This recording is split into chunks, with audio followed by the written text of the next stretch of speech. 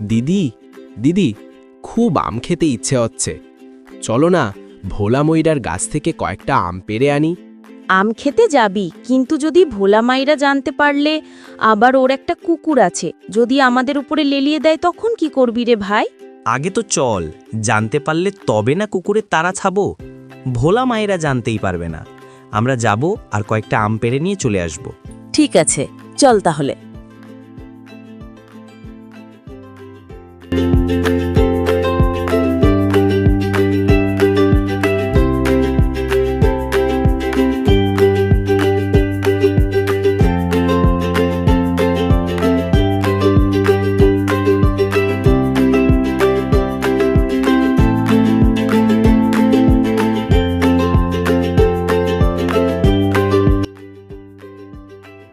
দেখ ভাই, গাছে কত আম হয়েছে, খুব মজা করে আজকে আম খাবো।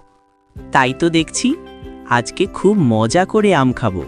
ভাই তুই যা, লাফ মেরে মেরে গাছ থেকে আম পেড়ে নিয়ে আয়।